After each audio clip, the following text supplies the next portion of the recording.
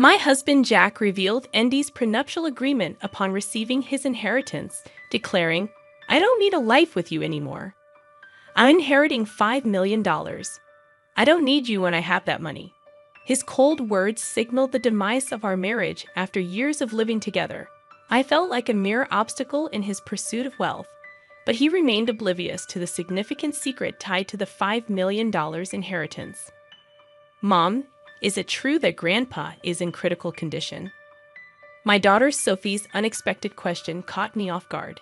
Ethan, Jack's father, had a serious health problem, and the information was supposed to be a secret between Jack and me. "Did you get that information from your dad?" The only one who could have told Sophie was Jack.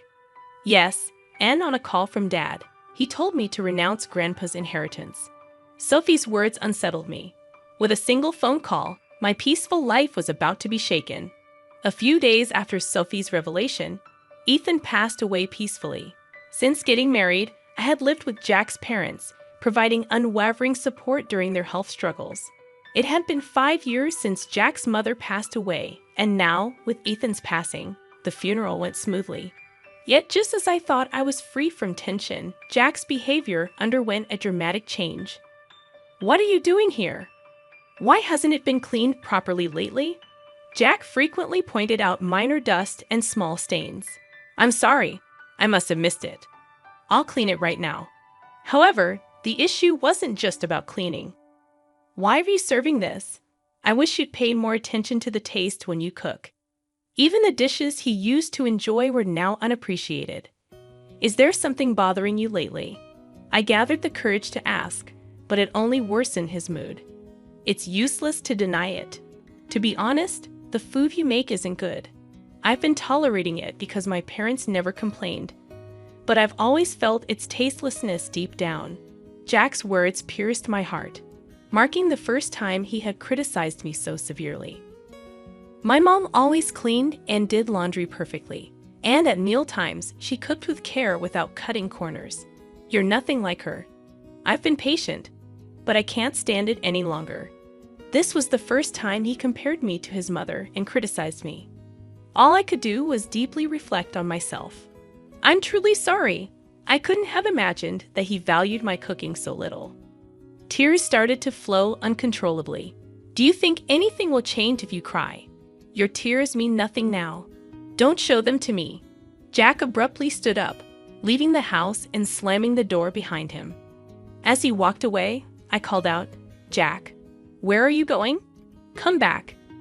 But it seemed he didn't hear me. My mind was in turmoil, unable to comprehend this sudden change. Until a few months ago, we were a couple sharing everything, holding hands, and navigating life's challenges together. I couldn't understand how we had become so distant. And then I remembered. The call from Sophie revolved around Ethan's inheritance. There was a hint of hesitation in Sophie's voice that night. Jack arrived home much later than usual, and I missed the chance to inquire about it. I wondered if Jack had discovered information about the inheritance and chose to keep it to himself. Attempting to approach Sophie, I questioned why they were discussing inheritance while Grandpa was still in good health. Sophie expressed doubts about Jack's actions and mentioned conveying the same concerns to him. Considering Sophie's words about the inheritance falling into her hands if not divided differently, I couldn't help but recall Jack's recent cold behavior towards her. Doubts crept into my mind. Was he planning to take all the inheritance and abandon me? This thought tightened my chest, and tears welled up once again. In my pain, I became acutely aware of the sounds around me. As the room fell eerily silent, the phone rang suddenly, echoing throughout. Though I didn't feel up to answering, considering the importance, I checked the caller ID. It was Jack's name, the same Jack who had left the house earlier. Answering felt tiresome, but I didn't want to face any backlash for ignoring it, so I hesitantly picked up. "What are you doing? Don't keep me waiting. I'm running out of time." His sudden, authoritative tone caught me off guard. He was indeed stubborn at times, but yelling without reason was unlike him. Shocked by his changed demeanor, I let out a slight sigh, hoping he wouldn't notice. "What's wrong? Is there a problem?" I asked. I have something to talk about. I'll be home soon. Stay home and wait for me." His voice sounded noticeably colder than before. I replied with a brief "okay" and promptly hung up. Looking at the clock, I realized more than 3 hours had passed since Jack went out. Overwhelmed with confusion and pain, I hadn't noticed the time. After a while, I heard the door open and Jack's footsteps. A sweet scent of body wash, one we didn't use at home, wafted from him. That unfamiliar smell intensified the pain in my chest. "I'll be straight. It's over. I want to end our relationship. As a token of gratitude, I'll give you $220,000. I'm genuinely tired of you not managing things at home. I want to live peacefully in my old age," he declared. Linda, who had dreamt of a peaceful old age, now faced the shattering of that dream by none other than Jack. "Why are you?" Her words trailed off as she searched for what to say. Jack looked at her with a smug smile. At that moment, a bright ringtone from Jack's cell phone filled the room, an unfamiliar tone different from his usual one. To Linda, it felt like this unusual sound hinted at communication from a specific individual. "I'm sorry, but I haven't finished my errands yet." Linda sensed a slight softness in Jack's voice, different from how he usually sounded towards her. It felt somewhat kinder and more intimate. Furthermore, the sweet scent of body wash, the unique ringtone, and the change in tone hinted at something he might be hiding. "Linda knew it," whispered quietly. After ending his call, Jack looked down at Linda with emotionless, cold eyes. "My intentions haven't changed. I want you to sign this document. I'll contact you later. Make sure to have it signed by then. I don't plan to come back to this house. Remember, this house is now yours." Without uttering another word or even looking at my face, Jack headed towards the door. What did our long marital life of 40 years mean? A few days later, I found myself at a lawyer's office gathering information about Jack's actions and Ethan's inheritance. When I explained it to our daughter Sophie, her complexion changed. It was painful to reveal our mistakes to our daughter, but out of love for me, Sophie shed tears and showed strong determination to confront Jack. She introduced me to a lawyer to support us. "Hello, I am Robinson. I will be handling your case. I will support you to the best of my ability." The woman named Robinson, sitting across from me, seemed to be in her late 40s, exuding a calm aura. Her neatly groomed hair and professional attire provided reassurance. "I'm truly sorry for approaching you suddenly. My name is Lily Johnson. I'm a bit nervous since it's our first meeting under such circumstances." "That's all right. I have already received some information from Sophie," Robinson assured me. Based on what I'd researched and the information Robinson separately gathered, we verified the facts. My husband didn't have any siblings, so if Sophie renounced the inheritance, the substantial fortune of about $5 million would all go to him. We also uncovered an important fact about his affair with a woman named Jennifer through joint investigation. "How do you intend to proceed from here?"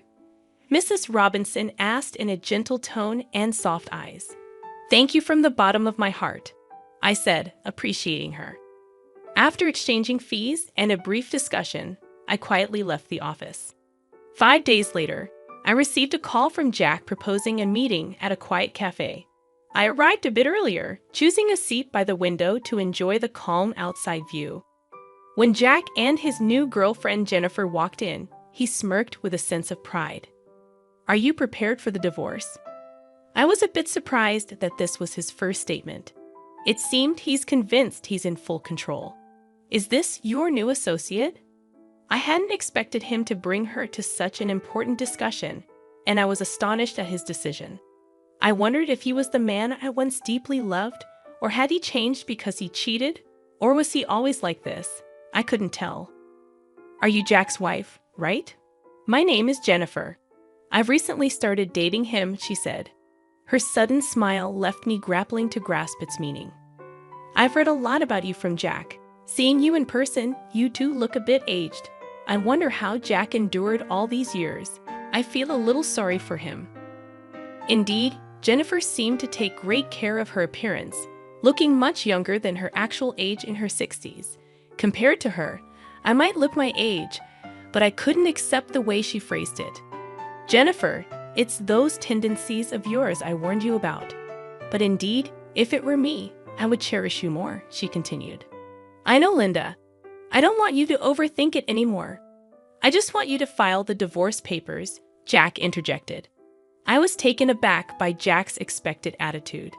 Hold on, there's something I want to discuss. A hint of confusion was evident on Jack's face. What are you getting at? Is it all about your father's inheritance? Is that why, after all our years of marriage, you're deciding this?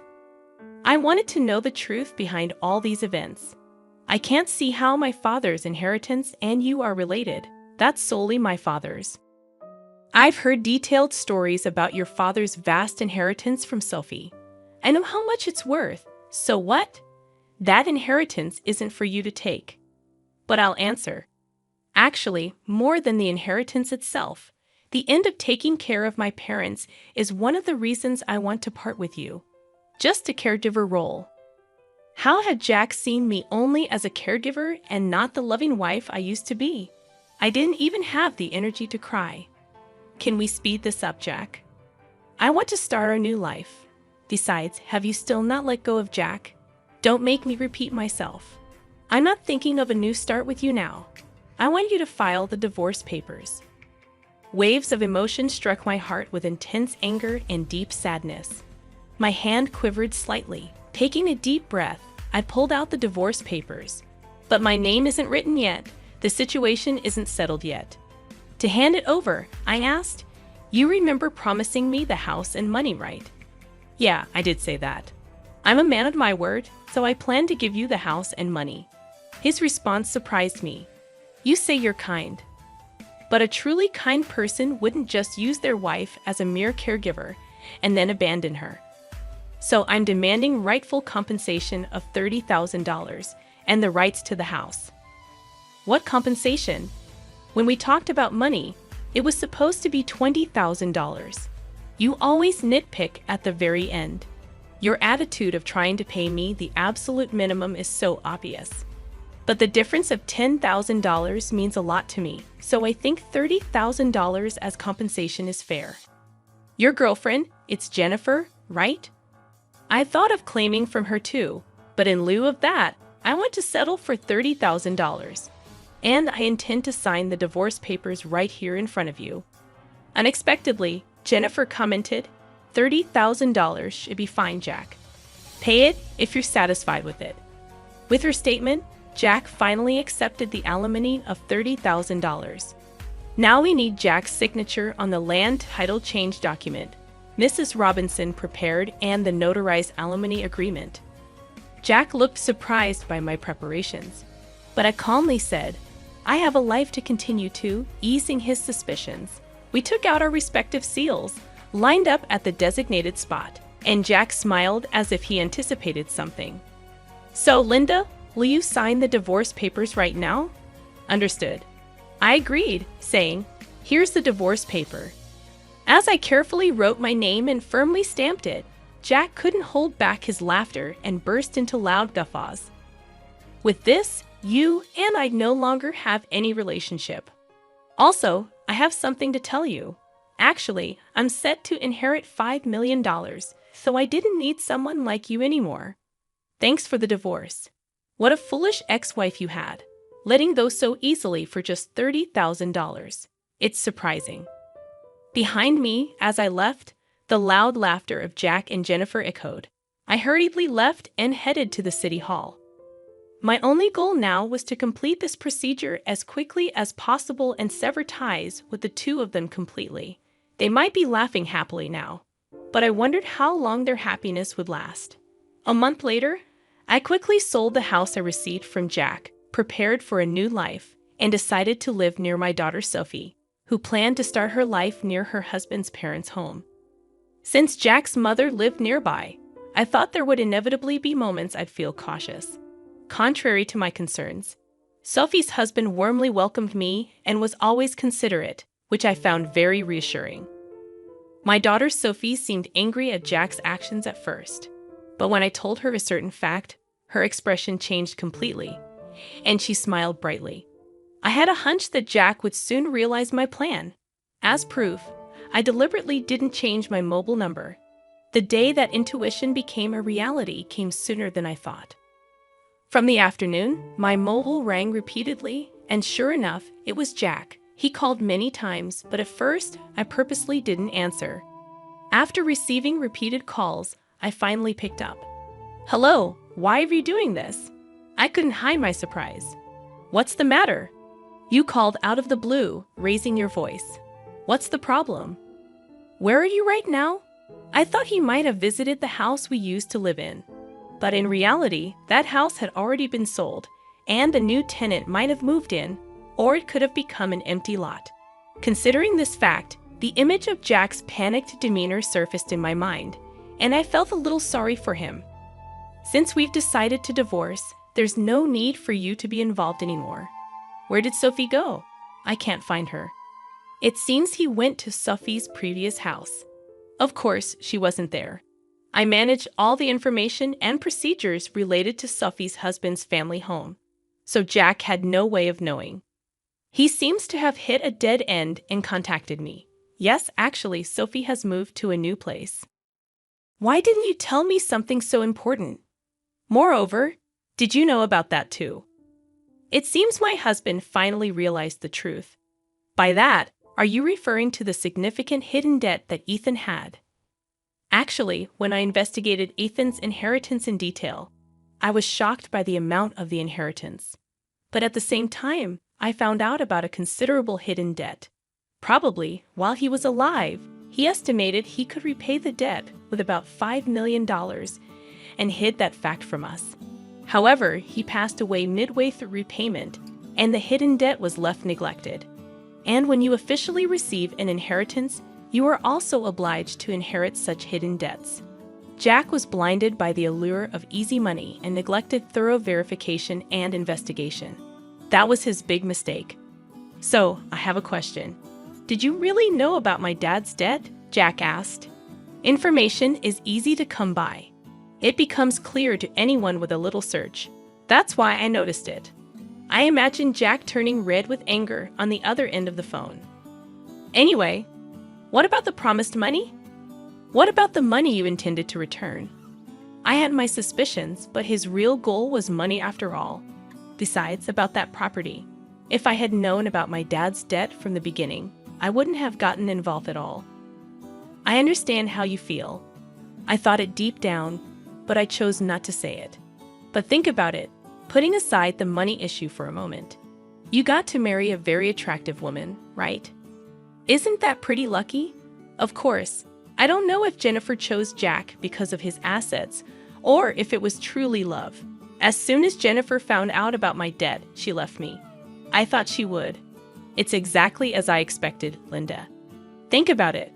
How about starting over with me? I feel deceived by Jennifer. I just realized now you're the person I really need. The tone of Jack's voice suddenly dropped and became emotional. I wondered if he had forgotten everything he did to me. I'm cornered. Every day, I'm being rushed by collectors, and the debt I can't repay is piling up. I'm at my limit. I really feel my life is in danger. Help me, please. Even after hearing his desperate plea, I calmly thought, if I were in this situation, would Jack help me? I carefully chose my words and took a deep breath before answering. Right now, I'm living peacefully and am truly satisfied. And in the days to come, I want to live in peace. You might have forgotten, but remember what was said at my response. Jack was momentarily lost for words on the other end of the phone. You mean back then? Yes, exactly, Jack. I'm really grateful that we were able to get divorced. Thank you for giving me a chance to choose a new path. I felt the tremor in Jack's voice and his tears, but for my future, I made up my mind and quietly ended the call. This marked the complete end of our relationship. I don't know how Jack's life is now or how he's repaying his debt, but I hope he's making an effort somewhere. Linda, how about taking a walk outside while looking at the beautiful scenery? Currently, I'm enjoying my days with a wonderful person I met through a hobby in Chicago. He's very warm and always with me, Spending time with him brings me unparalleled happiness.